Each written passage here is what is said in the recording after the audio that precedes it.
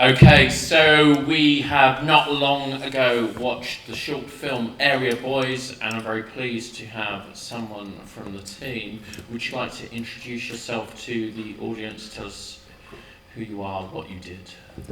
Yeah, hey, my name's Bruno. I directed the film Area Boys, which is about the two boys destroying a bridge.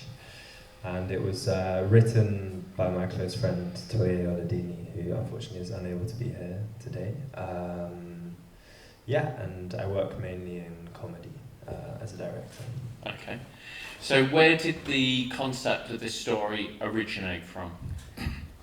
One of Toye's short stories. We had made one earlier about kind of a similarly harebrained scheme about someone who went crazy reading too many imperial history books, sort of a Don Quixote, and sort of tries to colonize Oxford with by stealing his girlfriend's horse. And that went really well, and I just kind of really enjoyed working with him. So we made this one, which was equally a bit of a crazy concept. Two guys sort of taking a scheme that the area boys in Nigeria use to charge people to cross gutters by putting a plank down, and then kind of transferring it into Epping. It was where we shot it. So yeah. Epping. Yeah. Excellent. So. Talk to us about, I guess the one thing that I was sitting there thinking to myself is, have they made this bridge? Or was there a plan to replace it and you just got to destroy it? Tell us about the bridge to start off with. Yeah, that was one of the biggest challenges of the production. I mean, it got to 2 weeks before our first original shoot date and we didn't have a place because we had a really excellent production designer who knew how to sort of do the basics of constructing a bridge. I mean, if you're interested, the hard part is the foundations. The actual bridge itself isn't so hard. But yeah, we had to cancel the original shoot date because we couldn't find somewhere. And then it was a lot of sort of like looking on Google Maps to find fields with a blue line going through, so with a river going through, and then calling up the places. And that place was it was sort of a school like playing field that they didn't use, and the foundations were there, so we were able to build the wood onto the iron foundations which were already there. And there were a lot of people who sort of walked their dog in that field and were really happy to see like restoration work. Yeah. And I was sort of like quite apologetically sort of hesitant to say that we were going to smash it the day after we made it, but yeah, we didn't leave it there. Hard times. It's an interesting watch because you go from, we'll be careful where we go with this conversation because probably a lot of people that are watching this in the comfort of their home don't know how this story pans out.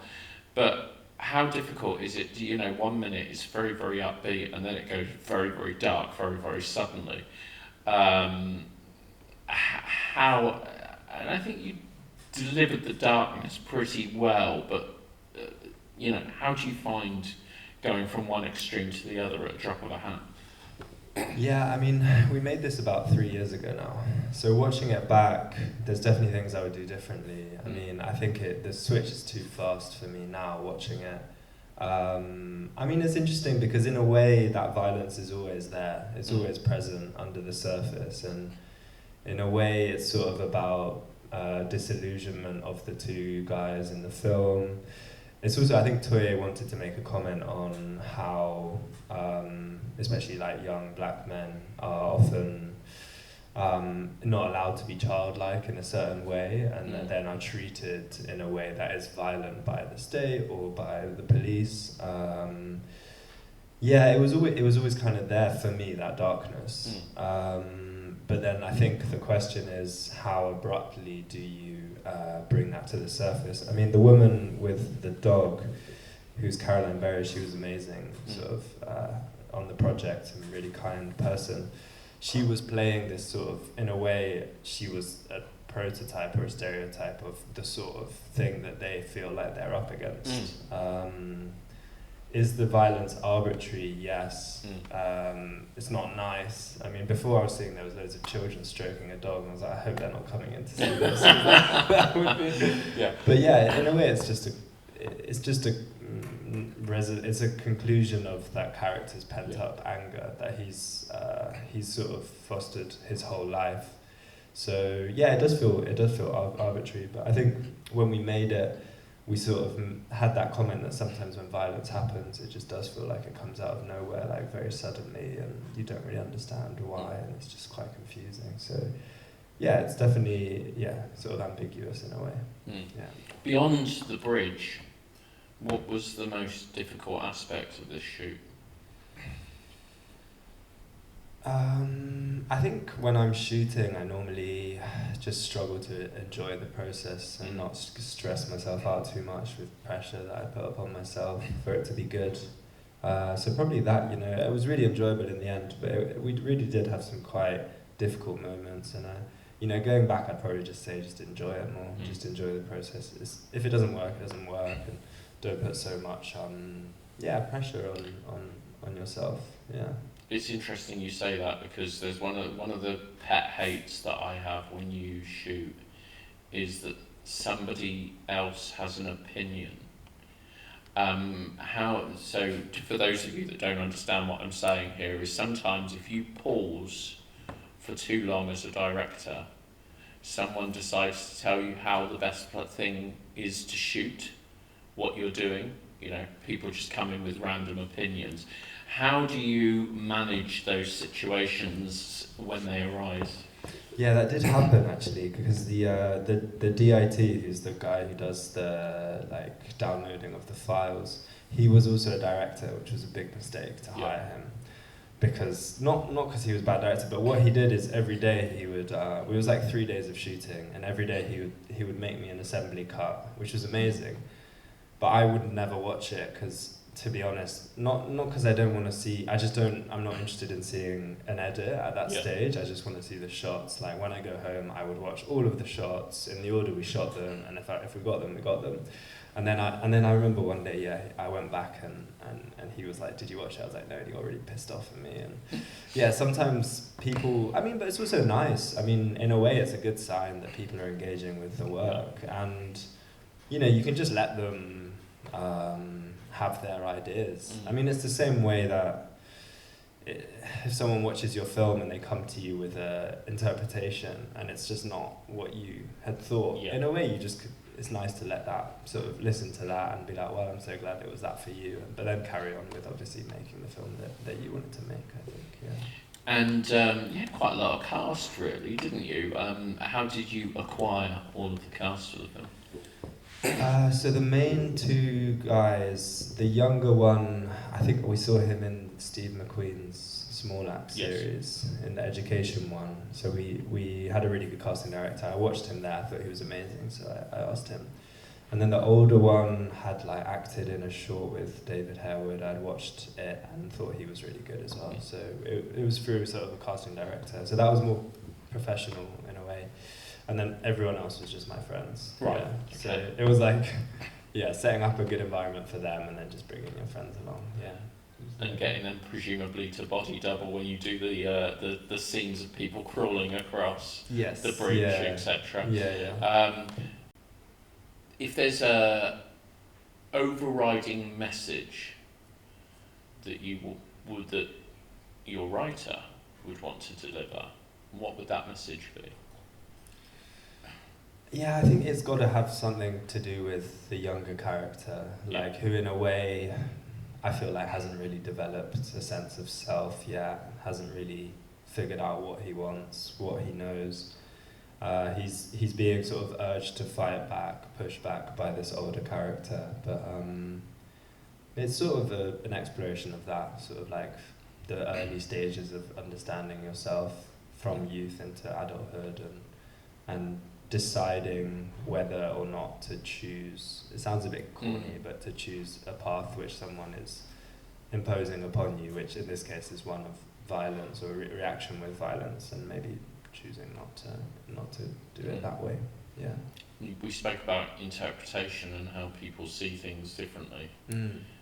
So, in your opinion, you probably know the answer to this. Was the handing back of the sledgehammer and the passing off of the money about putting someone else in the frame, or was it an innocent divvy up? Yeah, it's hard to answer. I mean, in a way, yeah, putting someone back in the frame. Yeah. And I think also the fact that he doesn't pick up the money is important. Yeah. And he just leaves it on the floor. And he doesn't choose to engage with it, really. He chooses to put it behind him, yeah. Oh, what was your favourite part of the shoot? Working with the dog was quite funny. Yeah, because it wasn't supposed to be so... it was just supposed to be a normal white dog, and then the day before we had this shoot day with the dog, they called me to say it had multiple tumours removed and now had to have this collar. So I was like, not only is he hitting a dog, but it's now a severely disabled dog. Yeah, that wasn't fun. But no, it was fun. It was funny. I kind of enjoy that moment of it. It kind of added reality to the fiction. So yeah, it's good. So before I ask if the audience have any questions, what are you working on now? Yeah, well, I completed a short. It was like a commissioned short for UNESCO last year, and then this year we're working on a mockumentary, sort of about an artist and ecological thriller documentary, I'd say. Yeah. Nice. Do we have any questions out there for Bruno? Oh, look at that. They're properly making me work. They're right the way up the back. Hang on.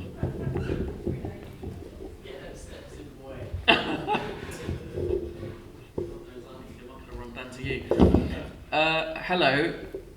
First of all, love the project, the film.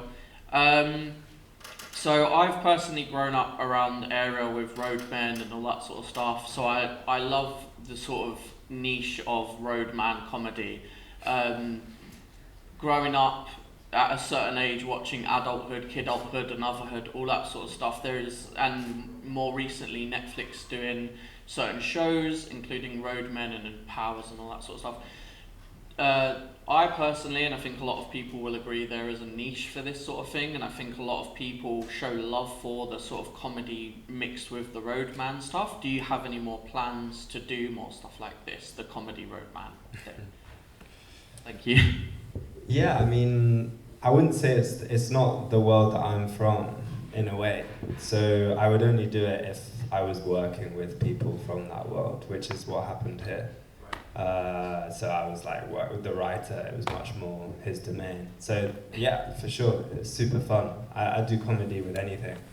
I think it was really nice to see it though, because I think, like a comment on that, I think often people expect these kinds of movies to be explicitly about violence, or there's going to be violence involved, or drugs, or whatever. And it was kind of interesting to work with that expectation, or just observe the assumptions that people have about these characters.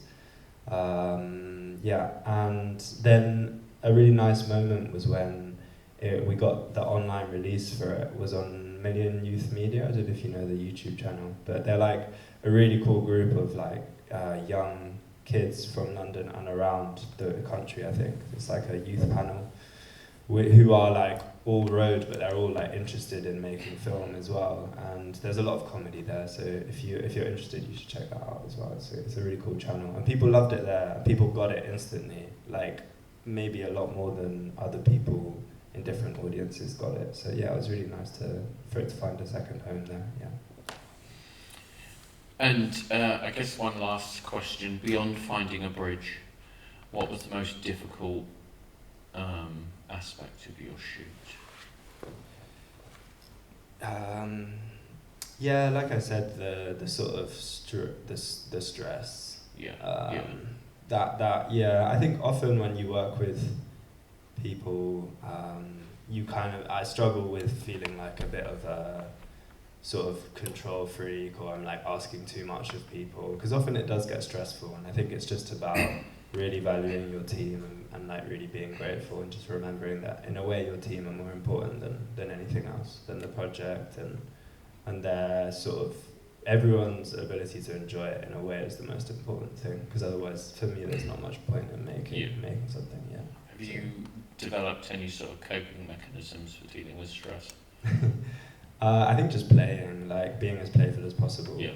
I think for me a lot of stress comes from the anxiety of like I'm scared that it's not going to be good, or that I sort of like think that I'm not good at this. And for me the best way to break out of that is to just, it's the only non-negotiable is that I have a good time. If I don't have a good time, I stop. So yeah, that for me is the main one. Good, Yeah. thank you very much. Let's give Bruno a massive round of applause.